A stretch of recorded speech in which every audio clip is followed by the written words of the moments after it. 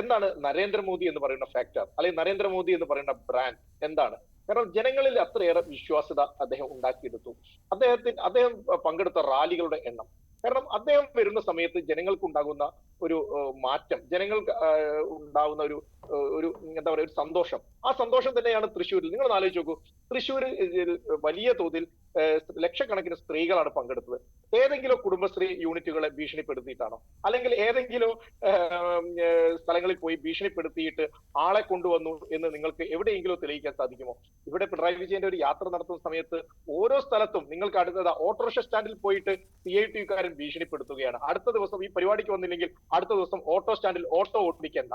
ഇത്തരത്തിലുള്ള ഭീഷണികളാണ് ഓരോ സ്ഥലത്തും നമുക്ക് കാണുവാൻ സാധിക്കുന്നത്. എന്നാൽ നരേന്ദ്രമോദിയെ കാണുവാൻ വേണ്ടിയിട്ട് ജനകോടികൾ, ആളുകൾ ഒഴുകിയെത്തുകയാണ്. സ്ത്രീകള്, യുവജനങ്ങള്, സാധാരണക്കാരായിട്ടുള്ള ആളുകൾ. എന്താണ് കാരണം? നേരത്തെ ഈ ഫക്രുദ്ദീൻ അലിയെ പോലെയുള്ള രാഷ്ട്രീയ നിരീക്ഷകരൊക്കെ പങ്കുവയ്ക്കുന്ന കാര്യം തന്നെയാണ്. ജനങ്ങൾക്ക് വേണ്ട കാര്യങ്ങൾ, ജനങ്ങൾ ആഗ്രഹിക്കുന്ന തരത്തിലേക്ക് ഈ സർക്കാരിനെ, ഒരു രാജ്യത്തെ മുന്നോട്ട് നയിക്കുന്നു എന്നുള്ള പ്രതീക്ഷ. അതുകൊണ്ടാണ് ഇപ്പോ ഇവര് ചെറിയ വോട്ടുകൾക്കാണ് തോറ്റത് എന്ന് പറയുന്ന സ്ഥലങ്ങളിലും ഈ നിയമസഭാ മണ്ഡലങ്ങളിലൊക്കെ എടുത്തു നോക്കിയാൽ 50%-ലേറെ വോട്ടുകൾ പല ലോക്സഭാ മണ്ഡലങ്ങളിലും നേടിക്കഴിഞ്ഞു.